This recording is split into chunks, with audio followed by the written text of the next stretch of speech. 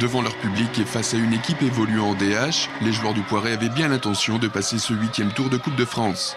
Ce sont eux d'ailleurs qui, les premiers, se procuraient les occasions les plus nettes, mais sans inquiéter le portier d'Angoulême. Technique et rapide balle au pied, les jeunes Charentais faisaient mieux que se défendre et tenaient pour l'heure les genoux en échec.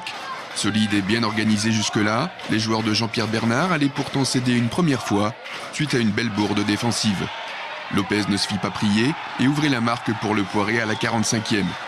Piqués au vif, les Charentais réagissaient et étaient tout près d'égaliser juste avant la mi-temps. C'est un match de coupe, l'équipe d'Angoulême très engagée, des jeunes qui sont très vifs et le Poiret qui a posé son jeu et qui petit à petit a l'air de prendre l'ascendant. Il y a quelques joueurs qui sont pas mal, qui jouent bien. J'ai trouvé l'équipe d'Angoulême particulièrement motivée, bien présente, physiquement au top, avec des attaquants virevoltants qui ont mis nos grands gabarits en difficulté. Donc heureusement qu'on a bien réagi et qu'ils ont commis la petite faute qu'il ne fallait pas faire. Voilà. Le Poiret a un petit peu timoré, ils sont mal rentrés dans le match et puis il a fallu marquer pour débrider un peu le jeu. La seconde période, à mon avis, le Poiret devrait accentuer sa pression et marquer quelques buts. Privés de leur capitaine, sorti sur blessure à la mi-temps, les Angoumoisins allaient progressivement perdre pied. Ils encaissaient un second but à la 54e par Domarin, puis un troisième par Guilleux à la 61e, puis bientôt un quatrième par Lopez, encore de la tête.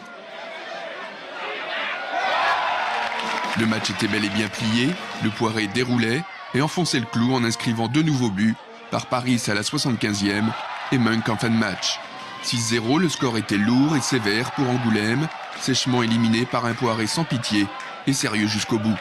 On voit bien les résultats de ce week-end, encore des DH qui viennent sortir des Ligue 2 à 2 reprises d'ailleurs. Donc si on ne fait pas un match impliqué, sérieux, on peut éventuellement avoir des péripéties. Donc non, il faut qu'on soit entre guillemets professionnel jusqu'au bout. On les a pas pris de haut du tout. C'était aussi le message, il fallait absolument pas les prendre de haut, mais entre le dire et le faire, c'est différent. On a bien répondu à ce qu'on avait demandé, c'est-à-dire à essayer de jouer de notre niveau, même si je pense qu'on n'a pas été à notre niveau, on a été moyen, on va dire. Mais bon, on a été sérieux, c'est ça le plus important. On a respecté l'adversaire et c'est passé. Lidonnière pouvait exulter, le Poiret va regoûter pour la 2e fois de son histoire à un 32e de finale de Coupe de France. Joueurs, dirigeants, supporters, tout le club n'est désormais rivé que sur une seule chose, connaître le nom du prochain adversaire.